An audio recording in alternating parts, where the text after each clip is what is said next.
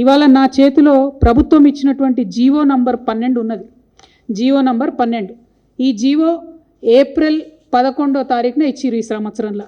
కానీ ఇది మీకు ఎక్కడ ప్రభుత్వ వెబ్సైట్లో కనబడదు, ఇండస్ట్రియల్ ఇన్ఫ్రాస్ట్రక్చర్ కార్పొరేషన్ వెబ్సైట్లో కనబడదు, ఎక్కడ కూడా కనబడదు. ఎందుకు ఇంత రహస్యం? ఎందుకోసం దాచిపెట్టుండ్రు? ఏమున్నది ఈ జీవోలా? ఇది చెప్పడానికే నేను ఇవాళ తెలంగాణ ప్రజల ముందుకు రావడం జరిగింది. ఈ జీవోలో ఏం చెప్తుందంటే ప్రభుత్వము ఇప్పటి వరకు Telangana state industrial infrastructure corporation అనేటటువంటిది ఒక ప్రైవేట్ లిమిటెడ్ కంపెనీగా ఉన్నది. ఇప్పుడు దాన్ని రేవంత్ రెడ్డి గారి ప్రభుత్వం నిర్ణయం తీసుకొని పబ్లిక్ లిమిటెడ్ కంపెనీ కింద మార్చడం జరిగింది. మరి ఏం మార్పు వస్తుంది ప్రైవేట్ లిమిటెడ్ కంపెనీ నుంచి పబ్లిక్ లిమిటెడ్ కంపెనీ చేస్తే అంటే ఇంకా 1000 కోట్లు ఎక్కువ రుణాలు తీసుకొచ్చేటటువంటి అవకాశం ఉంటుంది. మొత్తం తెలంగాణలో ఉన్నటువంటి 1,75,000 ఇండస్ట్రియల్ ఐడెంటిఫైడ్ భూములు ఏవైతే ఉన్నాయో వాటినన్నిటినీ కూడా స్టాక్ ఎక్స్చేంజ్లో కుదవబెట్టేటటువంటి అవకాశం వస్తుంది.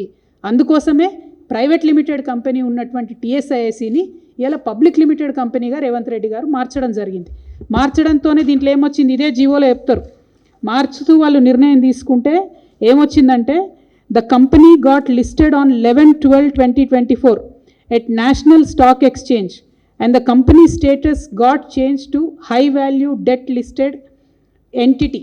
అంటే హై వాల్యూలో డెట్ తీసుకోవడానికి, అప్పులు తీసుకోవడానికి, 1000 కోట్ల అప్పులు తీసుకోవడానికి ద్వారాలు తెరిచినటువంటి ప్రభుత్వం, కాంగ్రెస్ ప్రభుత్వం తెరిచినటువంటి ముఖ్యమంత్రి గారు రేవంత్ రెడ్డి గారు.